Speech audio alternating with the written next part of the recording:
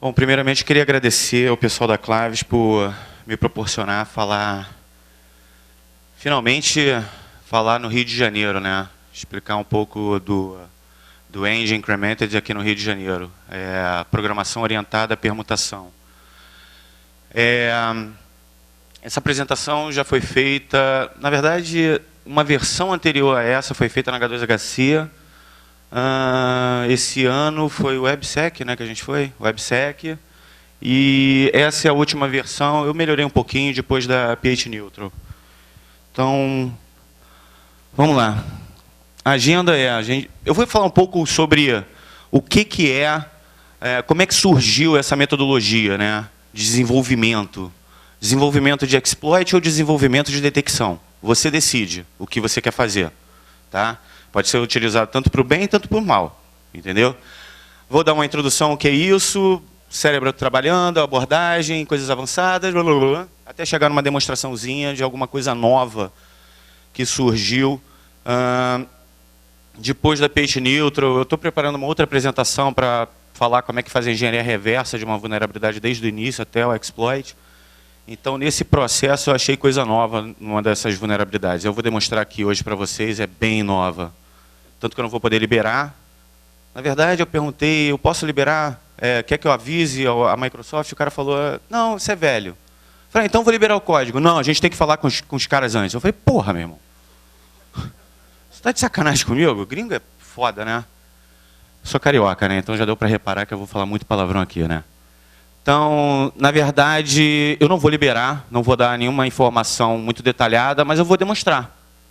Vou demonstrar como é que um workaround da própria Microsoft pode ser burlado. Tá? Então, vamos lá.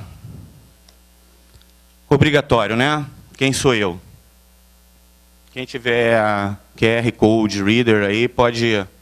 Tem meu e-mail. Quem sou eu? Sou entusiasta de segurança. Por que eu digo entusiasta? Porque eu não sou pesquisador, não é meu trabalho. Eu trabalho como System Engineer.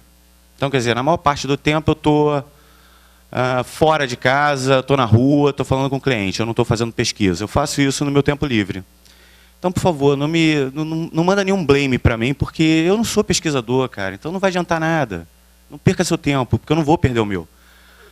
Eu sou ex-membro de um grupo de pesquisa, que era o Security SDA, e sou do Rio de Janeiro.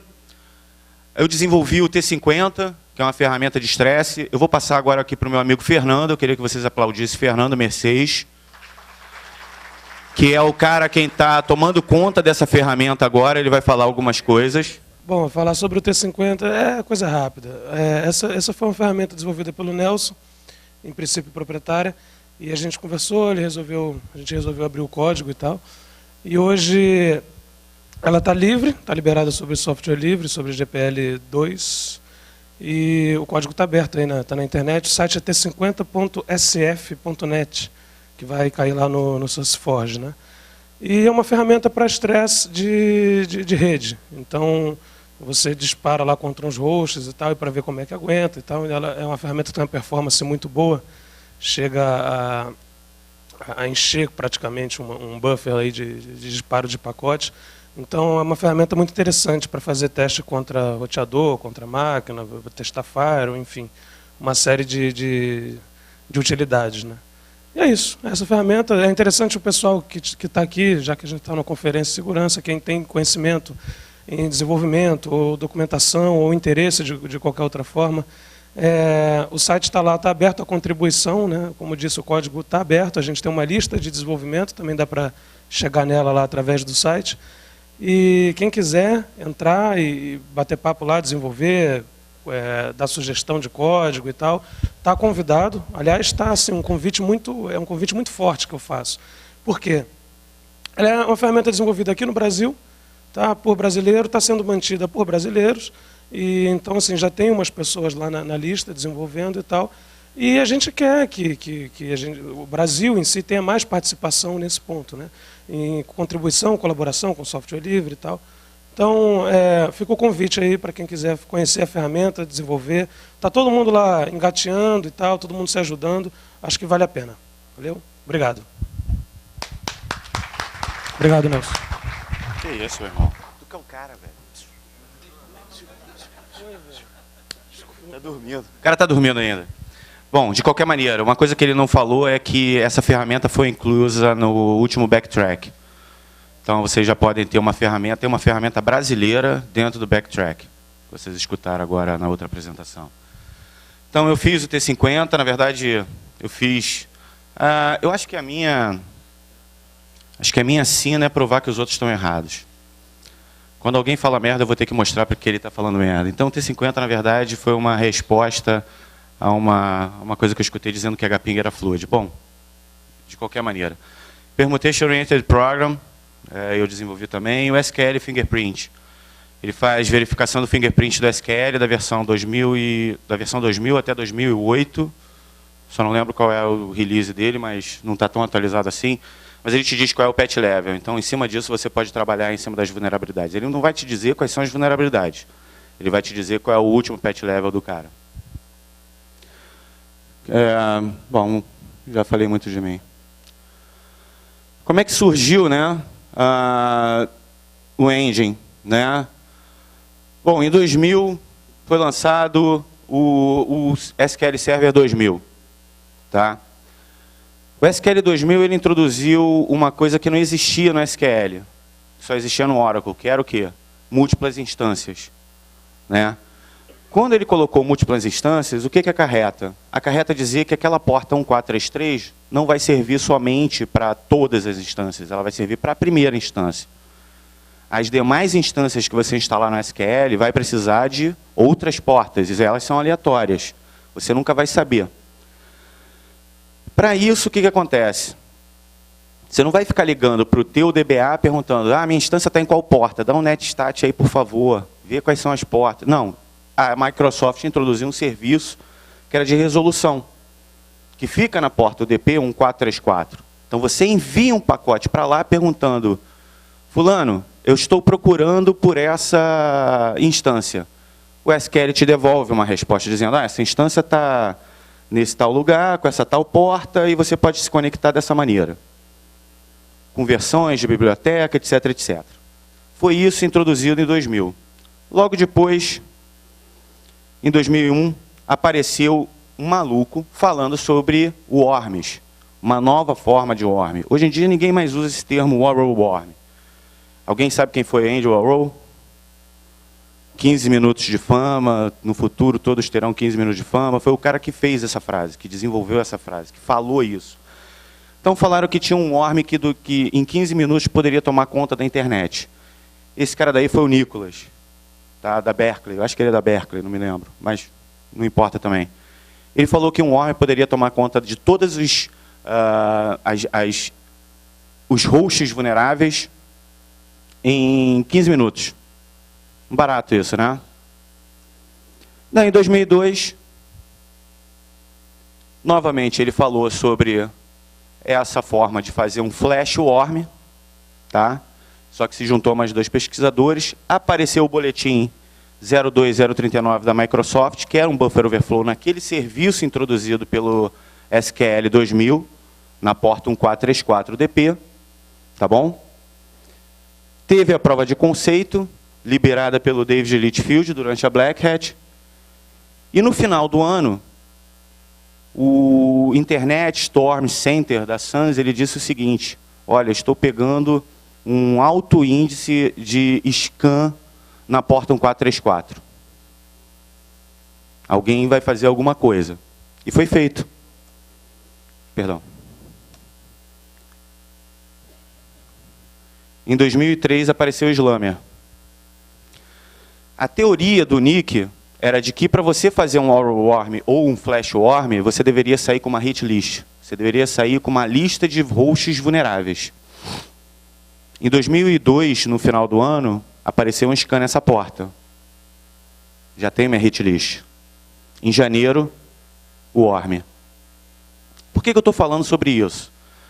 Porque eu estou falando de uma vulnerabilidade que me levou a desenvolver alguma coisa. Porque no KNAS, em 2004, eu escutei de um profissional, que também é CISP. Tem algum CISP aqui? Teve mais corajoso ali, Tony, desse ano. Teve outro ali também. Tiveram mais corajosos. Um CISP virou no KNAS e falou o seguinte, Um switch, um roteador pode parar o slammer? Pô, pelo amor de Deus, ele tem que ficar em pé para parar primeiro. E o slammer, ele derrubava a switch. Eu vi isso acontecer em algumas redes. Eu tive que fazer algumas respostas incidentes devido ao slammer. Daí surgiu o seguinte, eu levantei, obviamente, né? Eu estava na apresentação, era ali em Copacabana, eu levantei e falei, cara, não vou ficar mais aqui escutando isso. O cara não tem mais nada para falar para mim, ele já falou o suficiente. Eu saí e falei para o meu chefe, olha, me dá um tempo para eu poder fazer umas pesquisas, porque eu estou cansado de escutar a balela, de que roteador, de que ACL, que essas coisas param, o ORM que para a vulnerabilidade. Isso é besteira. Tá? Então eu desenvolvi o projeto Encore. Na verdade, tiveram dois projetos, né? Um caminhando ao lado do outro, em paralelo. O primeiro era o NAMB, que era para gerar falso positivo, está na Packet Storm, e o segundo foi o Encore. Por que NAMB Encore? Porque tem aquela música do Linkin Park com Jay-Z, né?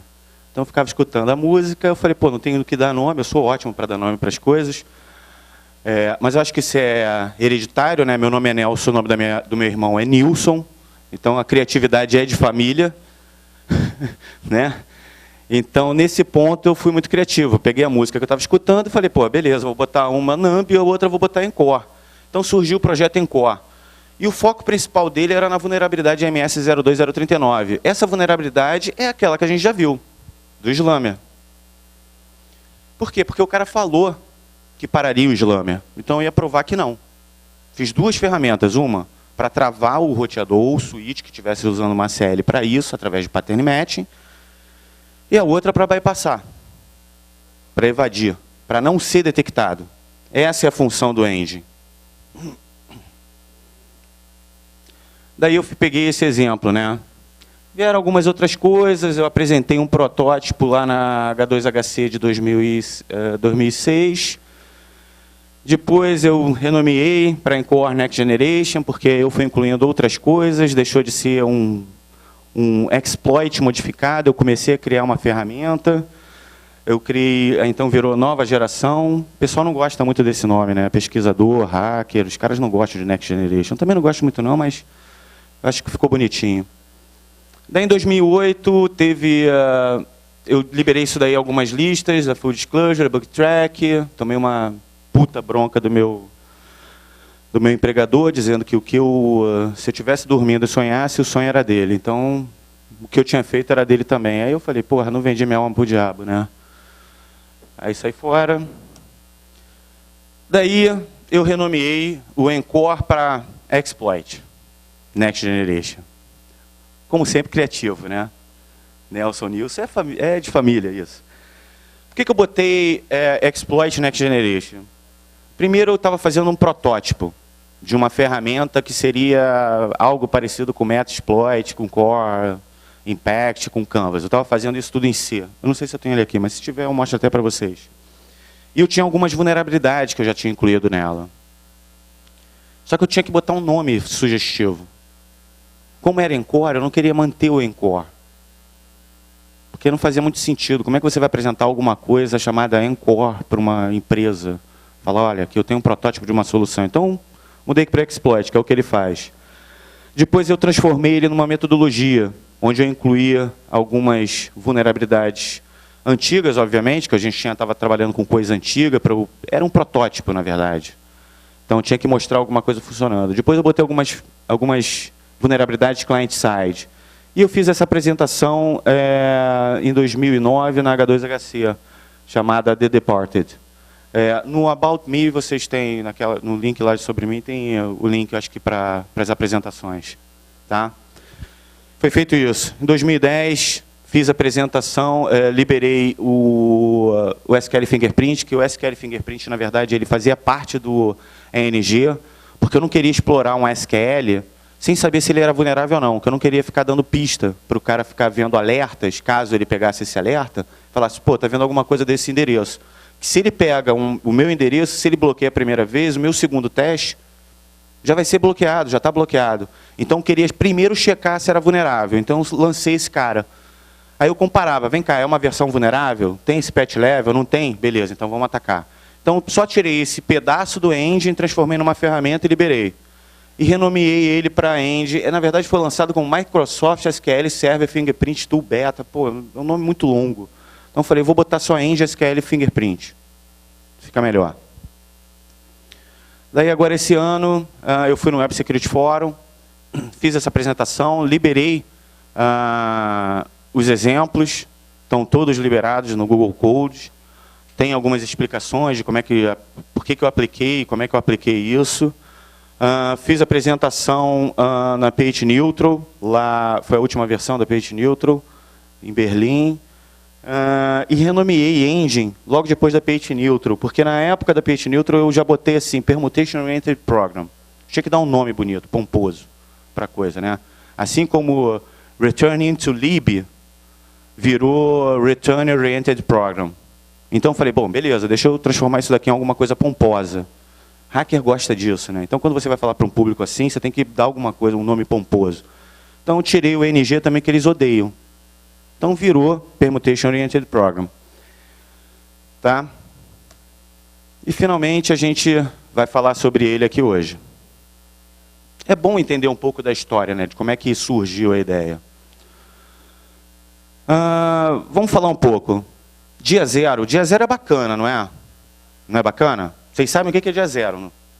Óbvio. Dia zero é bacana, não é? Quando só você sabe. Se alguém mais sabe, já não é mais dia zero. O dia zero só é legal até ninguém ficar sabendo. Quando se descobre, esquece. Já não é mais dia zero, todo mundo começa a fazer assinatura, começa a fazer coisa, perde o seu valor.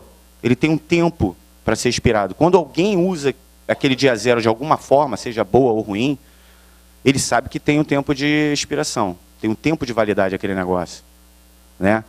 Tenta pegar uma vulnerabilidade que foi encontrada de dia zero e tentar vender agora. Tu aceita, Anquis? Quero vender lá para a iDefense. Tu aceita? Ninguém aceita. Já perdeu o valor. Uma outra coisa que é importante a gente lembrar é algumas soluções de segurança, IPS, Firewall nova geração, seja lá qual for o nome do diabo que vocês estão usando, normalmente eles criam uma proteção ou uma mitigação para essa vulnerabilidade antes do próprio vendor, antes do próprio fabricante. Por quê? Alguém sabe me dizer? Alguém tem ideia? Levante a mão. Não? Porque eles só têm que pegar esse pedacinho, esse pattern, e fazer um match. Enquanto que o fabricante vai ter que olhar um código inteiro, bicho. Vamos pegar um exemplo do Internet Explorer. Eu estava vendo, eu estou fazendo esses papéis aqui são alguns disassembles que eu estou fazendo da próxima apresentação. Isso daqui é um pedaço, é uma função de uma DLL do Internet Explorer. Isso aqui é uma função que em C talvez dê 10 linhas. Tá? Em Assembly, obviamente, vai dar desse tamanho, mas o que eu quero dizer para vocês é o seguinte, tem tanta função, se você for mapear, olha quantas funções tem. Está vendo esses risquinhos aqui? Isso aqui é tudo nome de função dentro de uma DLL, são algumas, as que me interessam. E tem mais aqui, são as que me interessam. Você imagina quantas funções, quantas classes tem dentro dessa DLL, só de uma DLL utilizada. Então você imagina a dificuldade que é para o desenvolvedor olhar isso tudo e corrigir. Então demora a sair o patch. Não é assim que se faz um patch. Tá? Quando ele é bem feito. Só que eu estava conversando com o Reverse Mode, que é o... Como é que é o nome dele? Esqueci. É o Rubens Santa Marta. E ele já achou alguns patches aplicados que só corrigem o pattern. Como você está dando o trigger, como é que você está engatilhando aquela vulnerabilidade. Não é uma boa maneira. A maneira correta é você rever o código todo. Então, dito isso, uma solução de segurança, normalmente ela vai corrigir ou mitigar aquela vulnerabilidade antes que o próprio vendor. Tá bom? Pattern matching. O que é pattern matching? Pattern matching é o próprio nome diz. É uma busca por padrão. É comparar padrão. Ele vai comparar X com X. Se X for igual a Y, não é. Não deu pattern matching. Tá? Eu gosto de fazer sempre uma brincadeira. Eu sou meio vidente às vezes, né? Que nem o Tony. Sou meio vidente. Eu vou fazer uma brincadeira aqui. Eu vou pedir para vocês pensarem no número de 1 a 1000, eu vou tentar adivinhar. Pensa no número. 555. Pensa você, Bordini. Pensa, mas não me fala. Peraí. Pensou? Tá. Deixa eu tocar em você antes, que aí dá... 27. 666. Pensa no número e me fala agora. Pensa e me fala. Te detectei. Quando o hacker fala como ele faz, ele é detectado. Quando o hacker não fala como ele faz, ele foge de um padrão. Da mesma forma que eu posso chegar a 4 fazendo uma conta 2 mais 2 é igual a 4, 3 mais 1 também é igual a 4. 5 menos 1 é igual a 4. Várias pessoas podem chegar a uma solução de um problema por caminhos alternativos. Tá? Então, padrão, se não tiver padrão para dar match, não tem pattern match. Pô, filosófico isso, né, cara? Faz mais sentido quando eu falo isso em inglês. Mas, de qualquer maneira, o que acontece é o seguinte. A gente tem que pensar no seguinte. Essa assinatura de detecção, ela foi bem descrita ou ela está apenas procurando por um padrão? A ideia é essa. Eu, na minha próxima apresentação, que vai ser na H2HC, eu falo sobre redescobrir a vulnerabilidade, né? Não descobrir, mas redescobrir ela. Exploração. Tem uma opção de outros textos aí, melhores do que essa apresentação. Eu não vou falar aqui como é que você explora. Eu vou dizer o que eu faço para aplicar programação orientada à permutação para alguns exploits. O POP, pode chamar de POP. Algumas definições seguem o CVE, o CVSS e o CWE. Tá? Uma vulnerabilidade. Toda vulnerabilidade ele tem um gatilho, aquilo que leva à exploração. É o primeiro pedaço do código, é aquilo que gera o problema na memória. Alguns desses problemas na programação te levam a executar um código na memória, que eles chamam de código arbitrário. Os hackers chamam de shellcode. Tá? O que a gente vai fazer antes de gerar o shellcode, a gente tem que engatilhar, quer dizer, trabalhar com o ecossistema vulnerável para engatilhar ele, gerar os return addresses, fazer uma opção de coisa antes de chegar ao shellcode. Shellcode é a última coisa da exploração. O código que você vai executar na memória arbitrária é a última coisa. Vocês concordam? Vocês têm que gerar a vulnerabilidade. Você tem que pegar a vulnerabilidade e falar, olha, levanta aí a vulnerabilidade que eu quero executar no código na memória. Aí você engatilha ela e vai parar lá no código na memória. Não é assim? Tem um caminho longo. Muita gente para e fica pensando só, como é que eu vou fazer para não detectarem meu shellcode? Pô, pelo amor de Deus, gente. Escreve um novo. Se o cara já tem um padrão para aquele... Eu vou mostrar aqui no final algumas coisas que eu fiz com o assembly, mas se o cara já está detectando um binário que tem lá um caractere 4141, pelo amor de Deus, tira isso, bota 4242. Você tem um shellcode novo. Por que eu vou ficar pensando nisso? E hoje em dia, se você for usar o Metasploit, ele tem uma porção de encoders, que são aqueles códigos que geram um polimorfismo. O nome não é muito bom, polimorfismo, mas gera uma criptografia do teu shellcode, que faz com que ele sempre apareça de uma nova forma. Mesmo sendo aquele único shellcode, o shellcode inicial, toda vez que você gerar esse encoder em cima dele, ele vai parecer diferente. Tá? Mas tem muita coisa que a gente pode fazer antes de chegar ao shellcode. Shellcode é a última coisa que você quer fazer, é executar. Antes disso, você tem que passar por um processo. Algumas técnicas de evasão que são utilizadas hoje em dia, né? Fragmentação de pacote, de string, inserção de tráfego de byte. Não gosto muito desse nome, polymorphic, mas é o nome que se dá para shellcode. Denial of service, que é gerar muito falso positivo e fazer com que a assinatura desligue, aí você pode jogar o ataque real. Obfuscação de URL, ou utilizar SSL, RPC fragmentation, fragmentação de RPC, HTML ou JavaScript, obfuscação também, etc, etc. Algumas ferramentas já utilizadas. Tá? Destaque para Sniff Joke, lá do lado do Frag Router, Sniff Joke.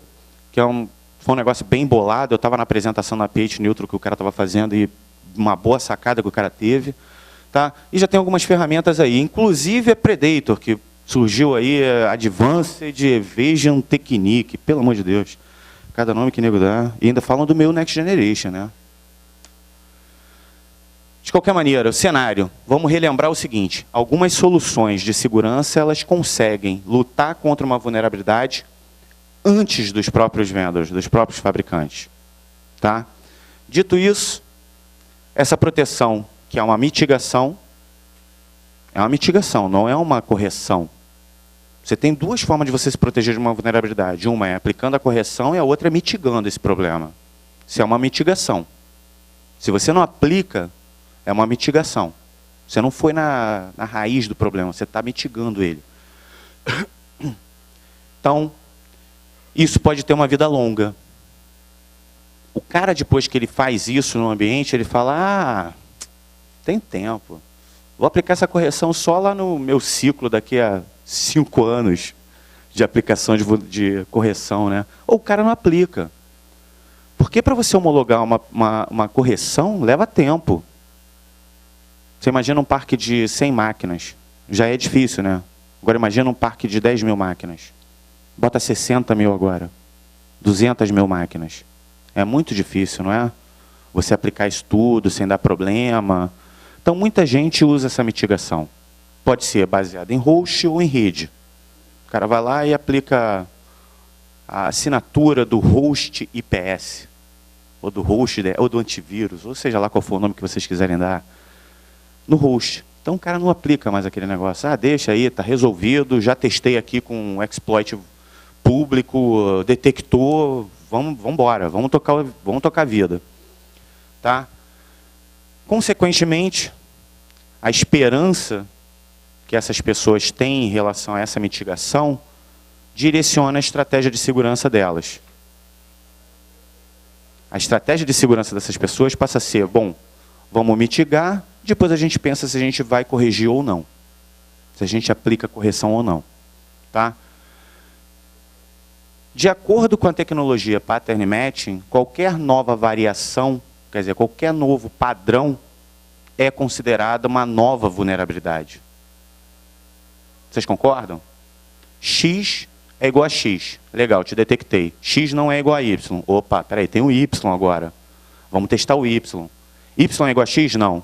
Y é igual a Y? É. Bom, detectei. Y não é igual a Z. Bom, vamos mais uma assinatura. X, Y e Z. Z é igual a X? Não. Z é igual a Y? Não. Z é igual a Z? Te catei de novo. Então, toda nova variação, todo novo padrão precisa de uma nova assinatura. Existem duas formas da gente contornar esse padrão.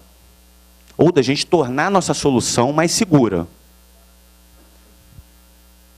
Uma maneira é acesso à assinatura. Alguém tem acesso à assinatura aqui de IDS, IPS? Não? Vocês nunca leram uma? Nem do Snort? Pô, então levanta a mão aí, gente. O Snort também pode ser chamado disso. Eu também não concordo, não, mas pode ser chamado. Eu também posso chamar ele de IDS, pô. De algum mais? Sem ser o Snort? Você já? Mais um? Mais de 2? Você tem algum proprietário? Mas Fire Snort. Diz um outro aí, sei lá, ISS, McAfee, qualquer um. Você vê a assinatura? Muito difícil, né? Porque normalmente elas são proprietárias. Se elas não forem baseadas em padrão ou tipo em point, por exemplo, elas quebram ali, né? Até teve uma apresentação na H2HC do David ali, cara, brother meu, esqueci o nome dele, David Maynor. O David Maynor, ele e o Robert Graham, eles falam como quebraram a criptografia dessa assinatura, né? Como é que eles tornaram aquilo ali texto claro. Mas, de qualquer maneira, você tem que ter acesso à assinatura ou à vacina. Uma vacina de antivírus, você não vê o que ele está catando. É muito difícil. É um DAT, é um ponto DAT, é um ponto DB, sei lá qual é o nome que dão para essa praga. E tem uma outra forma. Essa é considerada mais fácil. pelos iniciantes. É ver o que está sendo feito. E tem a mais difícil, que seria entender como é que você engatilha a vulnerabilidade. Eu já considero o seguinte, já considero o contrário. A mais fácil é eu saber como é que funciona, porque eu não tenho acesso à primeira, porra.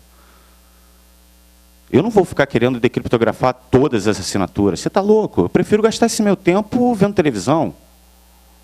Porra, jogando bola, sei lá, fazer alguma coisa. E a maneira mais fácil que eu acho é eu ter acesso ao ecossistema vulnerável. Quem aqui não tem o Internet Explorer? Quem não tem? Quem não tem Mozilla? Quem não tem Safari? Mas vocês têm acesso, se vocês quiserem, vocês podem baixar. Windows, quem não tem acesso a uma máquina Windows aqui? Ou não quer ter acesso? Isso aí não quer ter acesso a outra coisa. Tá? Mas são sistemas que você tem acesso, Linux, Windows, você tem acesso. Se vocês não têm, ó, tem pessoal que vende ali, ó, naquele prédio ali, como é que é o nome dele? E o Infocentro ali, na Avenida Central, tem pessoal vendendo isso aí lá na esquina.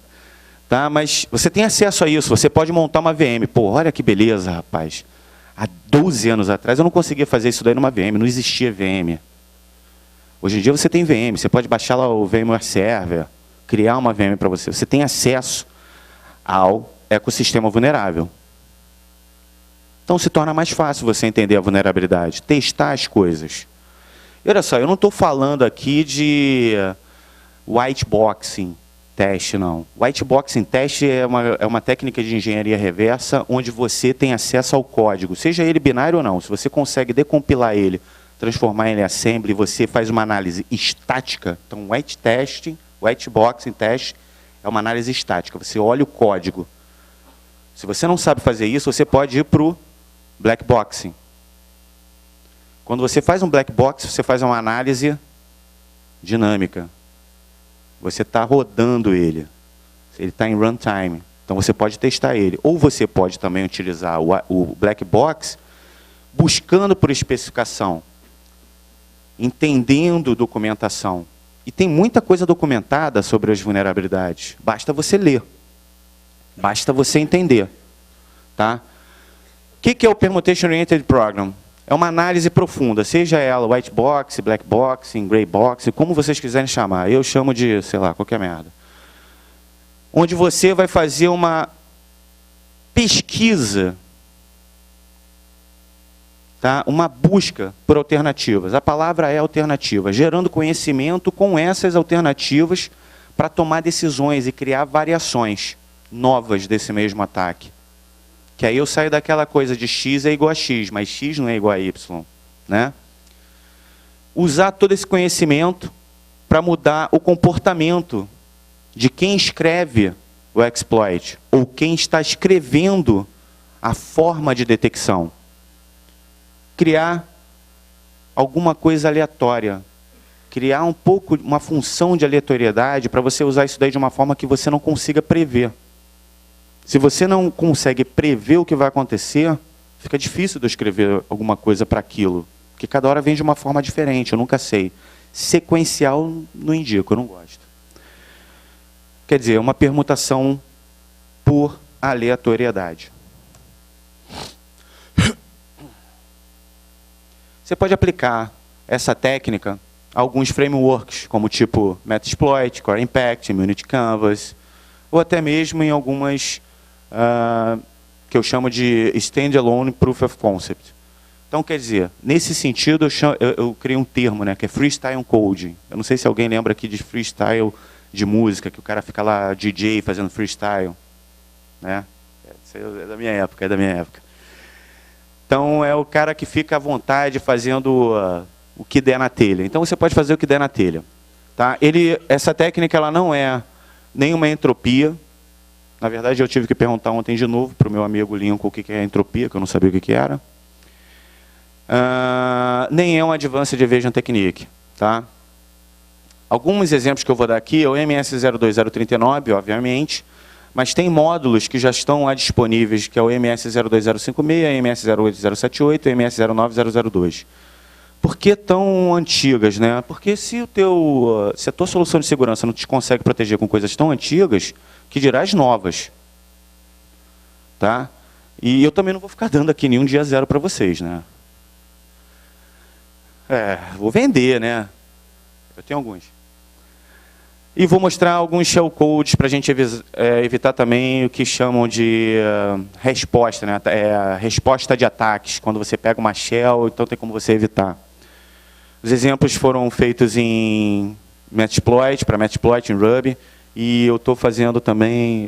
A demonstração vai ser em HTML e JavaScript, na verdade. Eu criei um site e vou mostrar para vocês algumas coisas bem legais. Então, você imagina o seguinte. Imagina que você tem o exploit 1, 2, 3, N, tá?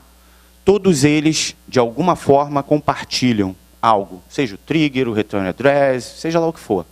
Agora, você imagina o seguinte. Se você pega todas essas variações, você achou mais, e criou um outro módulo. Isso é o Permutation Oriented Program. É você criar toda essa aleatoriedade com várias alternativas para você usar no teu dia a dia, para fazer testes de invasão, para fazer detecção correta de vulnerabilidade, de ataques. Isso aqui está chato, né? Eu vou fazer uma correção aqui. Quem viu minha apresentação na H2HC, na WebSec Forum ou no Page Neutral, eu tirei do MS08078, eu tirei o XML Island, a ilha XML. E eu vou mostrar por quê, porque você não precisa, na verdade, dela. Então, vou mostrar como é que eu bypassei um dos workarounds da Microsoft. Vulnerable Ecosystem, que é do MS02039. Primeiro, protocolo UDP. A porta tem que ser um 434, senão você não chega no serviço. Requisição. O client, o cached instance. Quer dizer, traduzindo isso daí para hexadecimal, é 0x04. O instance name, que vem depois desse primeiro byte do UDP, é o nome da instância que você está buscando. Ele tem que ser superior ou igual a 96, porque a 96 bytes na memória é onde está o meu endereço de retorno, é onde está a próxima instrução a ser executada. Conhecido também como o endereço do registrador é IP. Program Counter, lembra disso? Program Counter, 8 bits, que era aquele registrador da próxima instrução. Aí veio de 16 bits, que aí virou IP, 32 bits, a IP e assim por diante. Então, maravilha. MS0807, eu vou falar também que aquele CVE ali está com a descrição errada, tá? O CVE errou ao descrever essa vulnerabilidade. Está errado. Mas o ecossistema dele é uma HTML dinâmica, com data binding, tem que ter um data source e tem que ter um data consumer, que eu vou dizer o que é, apontando para um objeto criado, que um JSON nada mais é do que um objeto. Um objeto criado na memória, que foi liberado, e eu consigo subscrever apontando para algum lugar. Legal, vamos entender um pouco aqui o MS02039, né? Aqui embaixo, vocês vão ver, eu estou sem laser, então vou apontar com o dedo, hein? Aqui embaixo. Ali embaixo você vai ver que é a requisição, o nome da instância, não pode ser null. Todas as entidades adicionais até eu chegar no shellcode, tá bom? Então vamos ver como é que é. 04, essa é a requisição. Até aí, beleza, né? O instance name, já cheguei no 96, então já gerei uma condição de overflow. Eu já subscrevi uma área na memória que não era para eu subscrever. Aí eu começo a brincar, que são as entidades adicionais. Quais são elas? Return address, jumping padding, writable address e um paddingzinho para eu chegar no shellcode. Como é que funciona isso? Quando eu boto alguma coisa no meu return address, eu dou um jump no ESP. O meu ESP, na verdade, aponta para o meu jumping. Que meu jumping aponta para o shellcode. Só que, quando você faz uma exploração de vulnerabilidade no Windows, você tem algumas coisas diferentes do Linux ou do mundo Unix. Writable address é um endereço na memória que você pode escrever. Nesse caso daqui, como é um buffer overflow baseado em stack, eu tenho que criar isso daí. No caso dessa vulnerabilidade, eu tenho duas distâncias. Eu tenho primeiro os 8 bytes e depois os segundos 8 bytes, que eu guardo como se fosse esse cara daí, writable address. Um serve para o Service Pack 0 e 1 e o outro para o 2. Então eu jogo ali o endereço, que é escrito. Na verdade, o meu jumping passa por ele, só que quando eu dou um jump, isso daí vai para a memória e é computado de qualquer maneira. Esse padding aqui é só para criar alguma coisa na memória zerada, sei lá, com vários nopes. Tá? E eu chego no meu shellcode. É assim que funciona. Onde que eu vou aplicar a permutação orientada? Esse é o trigger, né? Oh, que maravilha. Tem um aqui, ó. Qual que é o mais forte? Faz o teu aí. Sou mais o teu. Tu é muito fraquinho, bicho. Pô, que isso? Tá, então aqui que é o trigger, eu posso criar permutações. Isso tudo aqui é o trigger, que vai me levar aqui, é isso daqui, ao shellcode. Tá? Vamos ver a outra. Ah, tá. E aqui, essa é a exploração por si. Se vocês observarem, aqui embaixo ele vai mudar também, tá? Ele vai dar um ênfase aqui no que está sendo utilizado aqui na memória. Então, o que eu faço? Primeira coisa, esse 08078, ele tem que ter o Internet Explorer, que vai gerar os data consumers, que gera os data consumers. E tem que ter o bind agent. O bind agent nada mais é do que essa DLL aqui, ó, ms.html.dll. Tá bom? Então, quando eu tenho lá na minha página um data source 01, um data consumer 01, seja ele qual for, que é, na verdade esse data consumer aqui nada mais é do que um elemento HTML, uma tag HTML, pode ser spam, pode ser div, pode ser alguns. Tá? Então, nesse caso daqui, eu vou criar um só. Criei um data source, vou lá, crio minha instância, dou um bind nela e começo a fazer tudo que eu tenho que fazer na minha memória. Crio o bind, vou lá, pego o elemento, gero esse bind novamente, dou um append no array, vou para o segundo. Um outro spam, um outro div ou alguma outra tag. A mesma coisa. Até criar meu JSON. Tenho JSON 1, vou para o JSON 2. Pronto, já criei. Daí eu vou tratar esse objeto. Beleza. Vou transferir ele para o destino, que é aqui. Mas eu tenho que tratar ele na memória, que é esse cara daqui.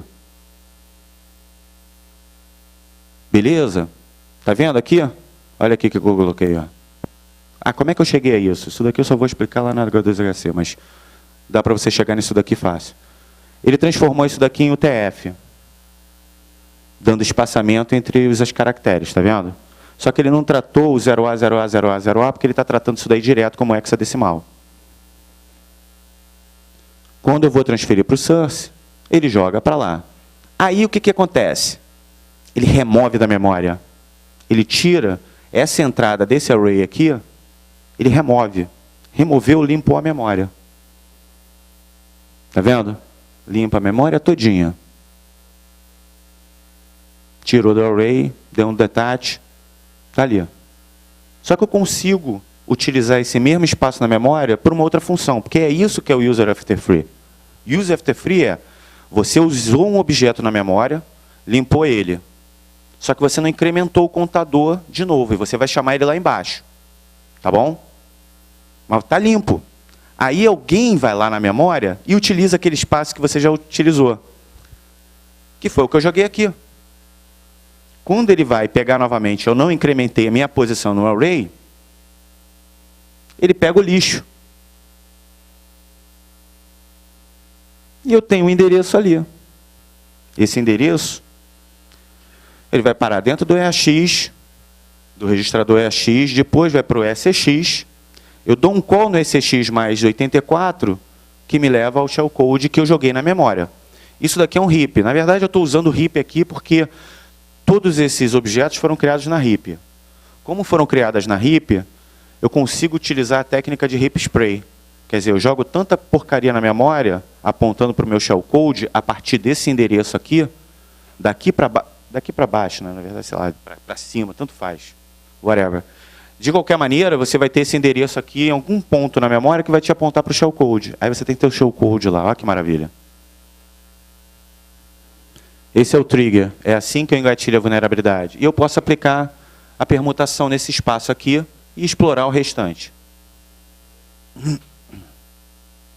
Aqui tem alguns breakpoints que, se vocês quiserem brincar com o IDBG para olhar o que acontece. Tá?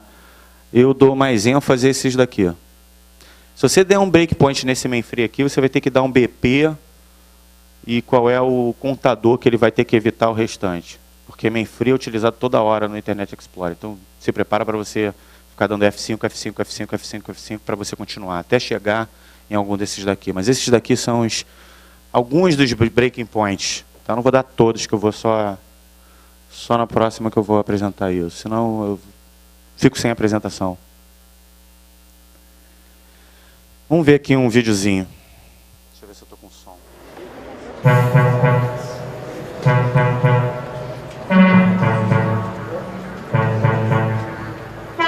Eu só vou mostrar, é um vídeo que eu gosto sempre de mostrar o vídeo, como é que eu fiz o mapeamento das funções, só para ilustrar.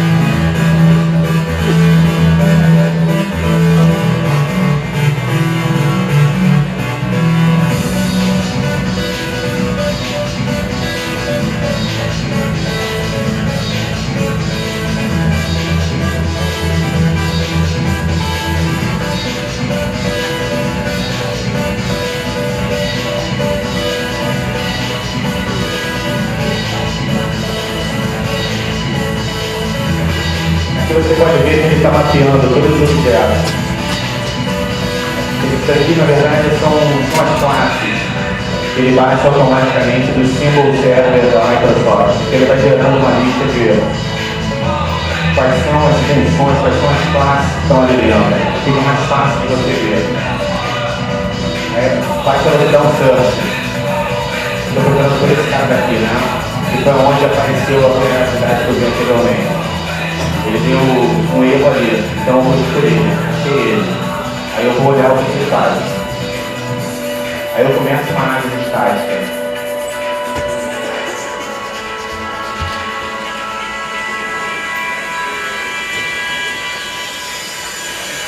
SX para SI, depois ele copia o SI para dentro do SX, depois o SX para dentro do SX. Aqui embaixo, lá embaixo, aqui ó, eu dou um call no SX mais 84, que é a distância que está o meu ponteiro na memória. Aí eu vou chamando todos os outros, vou vendo quem chama quem, vou começando a fazer a correlação desses caras, vou pensando estaticamente quem está modificando quem, através do que ele recebe como argumento. Aí eu vou para a engenharia reversa, então eu vejo passo a passo o que está acontecendo. Aqui eu só vou mostrar aparecendo os breakpoints, então F5, dando continuidade. Mas eu poderia ver como é que ia sendo mudado os ponteiros na memória, mapeando quais eram os endereços, quem estava fazendo o ponteiro para VTable, quem estava virando o ponteiro, qual era a VTable e daí por diante. Mas aqui eu só vou mostrar aparecendo agora os breakpoints. É só para ilustrar mesmo. Aí eu tenho os breakpoints já todos mapeados, jogo ali. Aqui na verdade eu já tenho símbolos instalados nessa máquina, mas eu posso chamar também do servidor da Microsoft, mas eu já tenho na máquina, então tá de boa. Daí eu vou vendo, né, o que acontece com cada coisa. Eu poderia ficar entrando aqui com F11 ou comando U, para vendo o que ele ia fazendo, mudando os indicadores, os valores, depois criar alguma coisa parecida com isso daqui. Uma tabela com todas as funções, cores diferentes para valores diferentes, para entender quem é o que, quem está mexendo com quem. E daí por diante, tá vendo? Esse é o primeiro passo, vamos dizer assim, fazer a engenharia reversa desse cara. Com alguns breakpoints.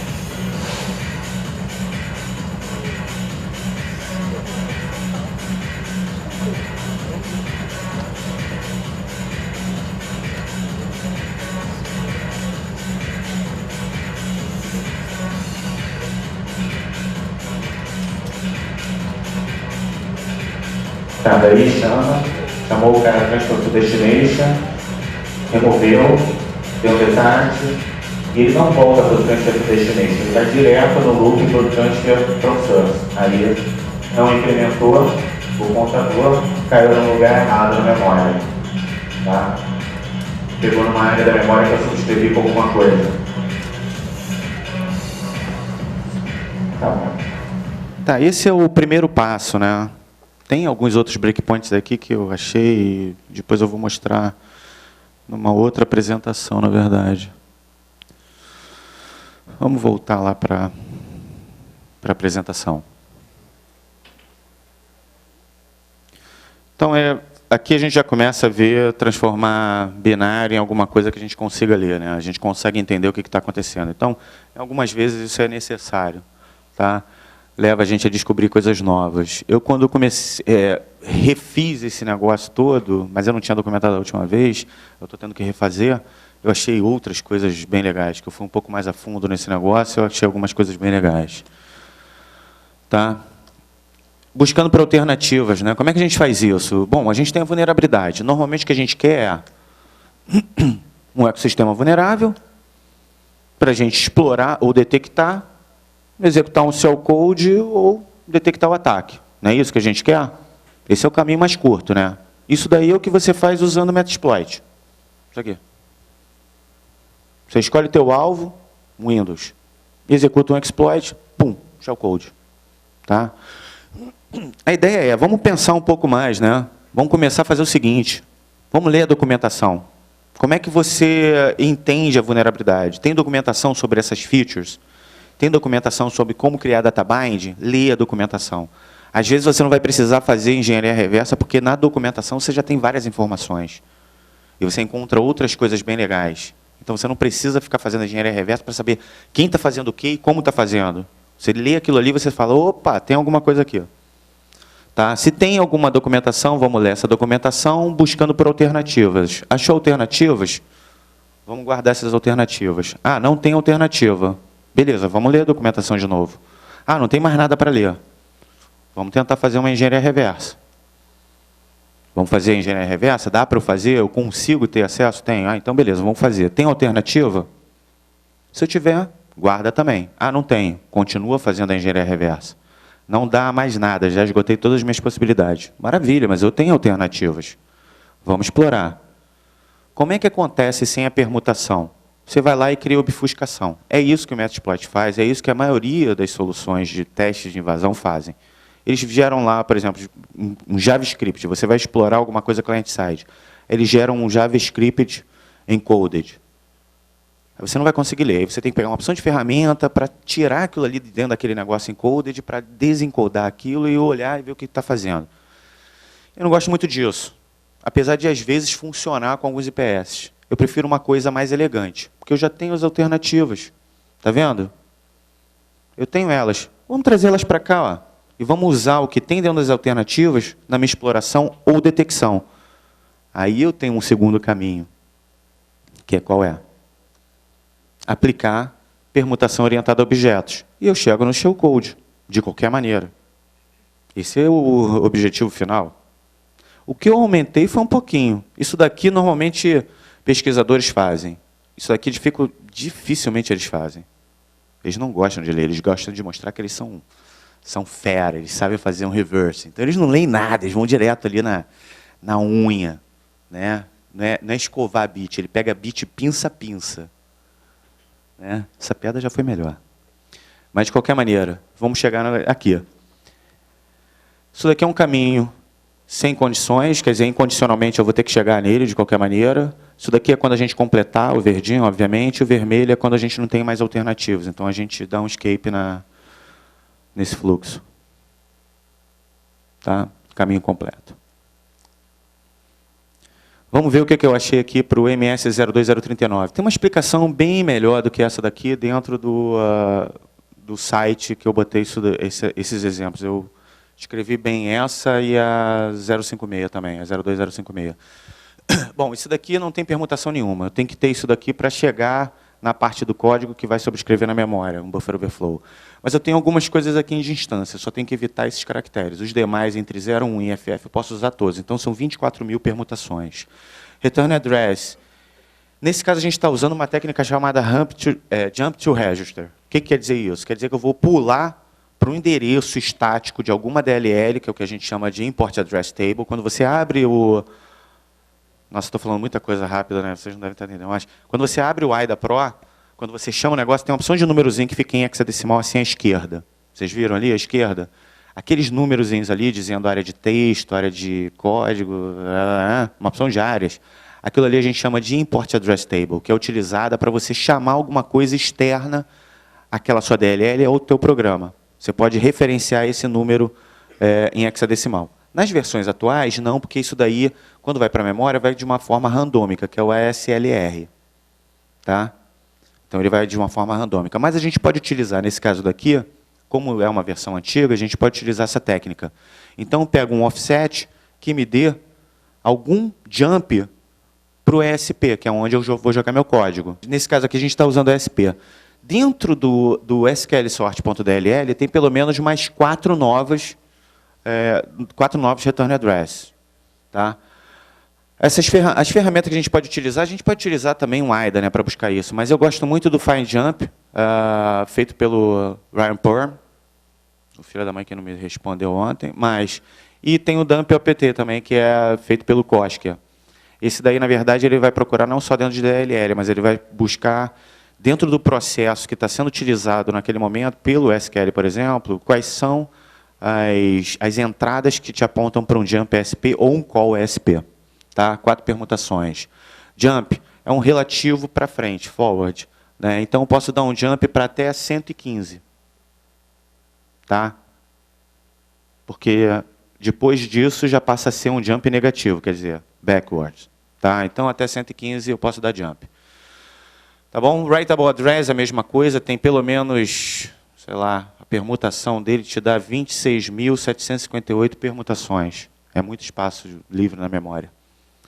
Padding, também é a mesma coisa. No final dá um número cabalístico. Eu não sei como ler isso. 8,628,027,027,200,000.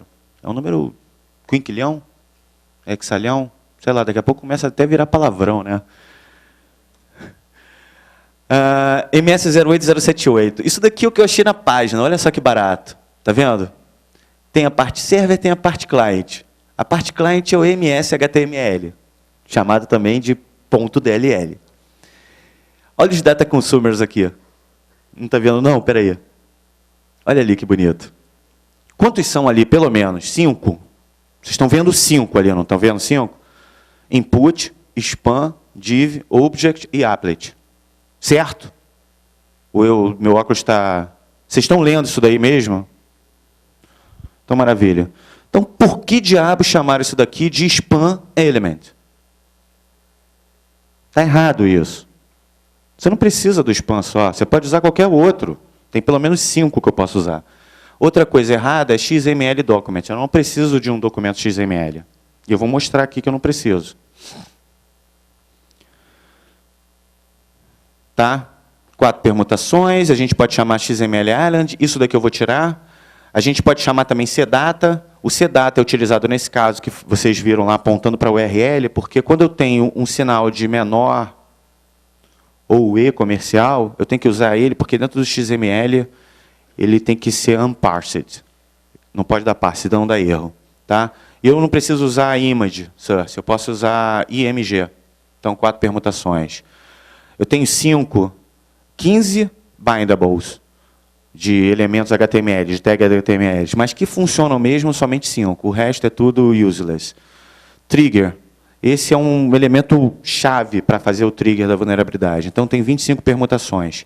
Return address. Cara, return address, na verdade, eu botei alguns ali. São 4 que eu acho que está lá, ou 5. Mas você pode botar qualquer porcaria, contanto que esteja na RIP. Como é que eu sei que está na RIP? O endereço onde deu o problema é 7777777. Se eu consigo apontar para 55, eu já entrei na RIP. Para baixo é stack. Tá certo? Porque a RIP, o início da RIP é o início da memória. Isso é básico de informática, a gente aprende isso na faculdade. E a stack, ela cresce ao contrário. Né? Ela cresce lá de cima e vai descendo, não é isso? Beleza. Tá, então, tenho 4 permutações, mas pode ter mais. Vamos ver aqui uma coisa avançada. Isso daqui é um shellcode regular que vai chamar o cmd.exe. Se você transformar isso daqui ao inverso, você vai ver que é cmd. Só está em hexadecimal e um nulo ali para fazer isso. Então, eu posso mudar isso daqui. O que eu ganho fazendo com isso daqui? Ó, cmd/k. Sabe aquele bannerzinho que aparece quando você tem o Windows, que você entra no command prompt, que aparece Microsoft, blá, blá, blá. O /k tira isso. Porque algumas assinaturas eles buscam por esse copyright da Microsoft. Aí dizem, opa, estou vendo alguma coisa vindo daí. Isso é uma resposta de ataque. Eu posso ir mais além. Tá? Isso daí é a modificação. O que eu fiz aqui, ao invés de eu dar um push, quando eu dou um push, eu jogo na memória, certo? Depois eu mexo do ESP, porque isso daqui, quando vai para a memória, vai para dentro do registrador ESP. Certo? Que é quem guarda é o stack pointer. Está na stack. Eu movo a stack para dentro do EBX. Então, o EBX, na verdade, é que vai me conter isso. Eu consigo mudar isso. Se eu dou um call no shell set cmd e dou um db isso daqui, quando eu dou um call, isso daqui já vai para a memória de qualquer maneira. Quando eu dou um pop EBX, eu tiro da memória e jogo no EBX. É a mesma coisa, só que eu consigo incluir aqui ó, o /k. Isso daqui está numa notação... Eu não sei se é NASM ou mais. Esse daqui é NASM. Esse aqui é NASM. Posso fazer mais coisa legal. Ó. Eu posso tirar... Quando você dá um dir, lembra que aparece um dir no cmd.exe que aparece o serial number? Volume serial number? Isso daí também pode ser reconhecido com pattern match, dizendo, olha, alguém está dando um dir list na tua máquina. Então, eu posso tirar esse dir list, botando dir cmd/b. Ele não vai mais apresentar isso, só vai me dar os nomes dos arquivos ou diretórios que estão lá dentro. Então, acabou aquele volume serial. E eu consigo... Cara, na verdade, eu posso escrever aqui qualquer porcaria, cara. Contanto que vá para SP e que esse EBX sempre mantenha o índice correto, eu posso escrever qualquer porcaria aqui. Não interessa o tamanho de tripa que eu boto aqui. Posso jogar qualquer coisa. Vai para SP, eu vou mover a SP para cá para dentro. Ele vai ter um endereço que aponta... Que, na verdade, na memória, praticamente tudo é ponteiro para dados. Né? Então, esse cara daqui vai manter o ponteiro para esses dados. Eu carreguei os dados para cá e o ponteiro está aqui. Bom, Bom, aquilo eu não vou falar, não. Chato demais. Demonstração. Vamos fazer uma demonstraçãozinha aqui rapidinha? Eu vou mostrar para vocês, e vocês podem testar. Não nesse caso daqui, mas vocês podem baixar isso daí da internet.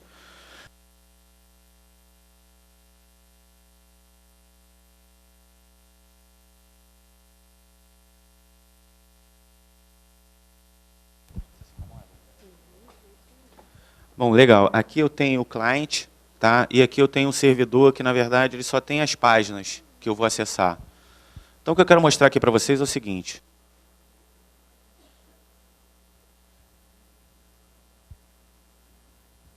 Vocês estão vendo? Obrigado. Vocês estão vendo aqui que você tem...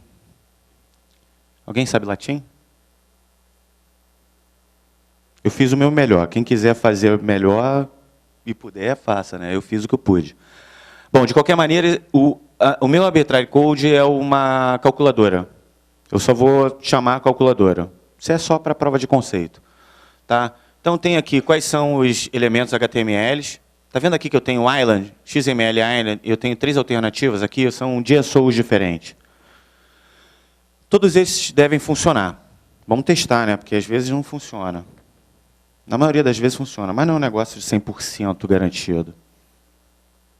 Às vezes você pode ter sorte. Vê que eu fiz uma paginazinha aqui, tem bem bonitinha, você pode botar teu e-mail aqui, sei lá, fazer qualquer coisa, só para parecer bem legal a página, né? Ninguém desconfia de uma página dessa. Você desconfiaria de uma página dessa? Aí vamos olhar aqui. Não, o DSO eu não posso mostrar. Vamos ver aqui esse. Vamos ver aqui o código, né? Olha que bonitinho. Tem nada de maligno. Olha que bonito. Tem nada de maligno. O que tem de maligno aqui? Sério. Aqui, eu estou usando XML, tá vendo? O que tem de maligno aqui? Tem nada. Tem alguma coisa que vocês olhariam e falam, pô... Sim, mas eu posso botar no JavaScript lá um só, chamando tudo, dizendo assim, Google Search.js. É dando mesmo? Não, eu boto aqui, ó. Botaria aqui, busque no Google. Aí você bota o que você quer buscar. Aqui bota, busca. Launch.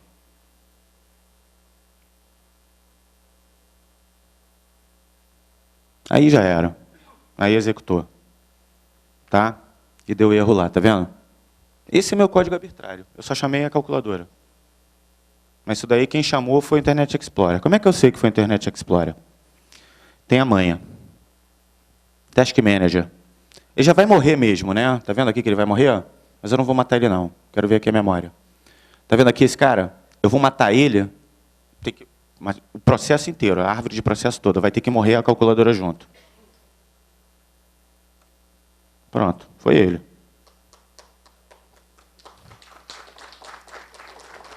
Tá bom. Não, ainda não. Calma aí que o melhor está por vir, calma. Tá vendo? Eu estou mostrando o XML, né? Eu mostrei o XML. Vamos fazer o seguinte. Essa daqui é a recomendação da Microsoft. Uma delas, para essa vulnerabilidade, desabilitar XML Island. Tá? Aí tem os processos todos aqui e tal. Eu já tenho a coisa pronta. Então, vamos fazer o seguinte. Vamos executar o que eu vou remover. Estou desabilitando. Desabilitei XML Island. Vamos testar o XML Island novamente. XML. Quer testar com algum outro? Pode ser? Vamos testar esse. Vem, calculadora. Força positiva, vamos. Não, já era. Não funcionou. Posso testar qualquer um XML, porque ele não vai funcionar. Testar esse. Que foi o que tinha funcionado antes, né? Vai, funciona, funciona. Não funciona. Olha que legal. Tomara que funcione de cara, né? Esse daqui usa um outro cara, não usa o XML. Eu não posso abrir para mostrar para vocês, mas eu ainda não tive essa autorização. Mas vamos ver se vai funcionar. Olá! Agora sim, aplausos. Tá? Então, um dos workarounds é furado. Você não precisa da ilha XML para isso. Tá? Vamos tirar esse cara daqui. Vamos testar um outro qualquer? Só para vocês verem as alternativas. Está vendo que... Lembra que eu falei que era spam, nested tag, no negócio do CVE? Está errado. Eu posso usar qualquer desses daqui. Até esse daqui, que ele, na verdade, ele combina os dois. Então, eu venho aqui, ó, o outro GSOL, né, que eu tenho. Tem 3, na verdade. Launch. Pronto, funcionou. Tá?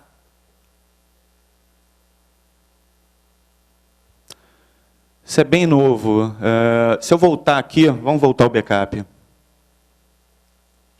Voltar ao backup, então vou ter o XML ainda novamente. Vamos ver se vai funcionar com o XML Island agora.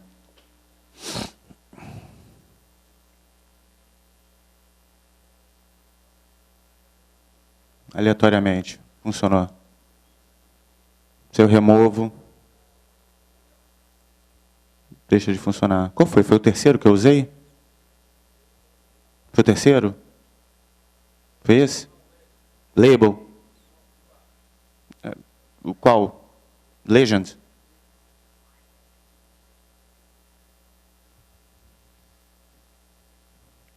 Posso ficar aqui horas fazendo isso. Voltei. Esse? Vamos ver se funciona de cara. Foi. Tá, então não teve trapaça. Aqui, na verdade, é que esses caras daqui funcionam. Escolhe um aí qualquer. Alternativa, me dá um aí qualquer. Alternativa é a tua esposa. Me diz um. Me diz qual é o HTML e me diz qual a alternativa que você quer. Com exceção do Island, só alternativa.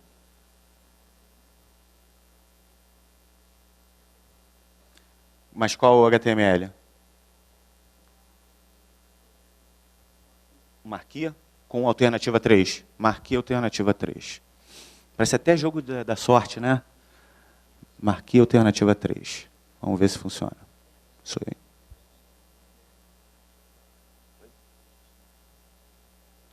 Pronto. Tá bom? Então, a ideia é usar a permutação orientada a objetos para você poder fazer isso. Tá? Quem quiser... Perdão. Deixa eu voltar lá para baixo. Quem tiver QR Code Reader, tem aqui o site. Alguém tem alguma pergunta? Sim. Todo o shellcode que você está usando, ele está ficando armazenado na pilha ou na heap.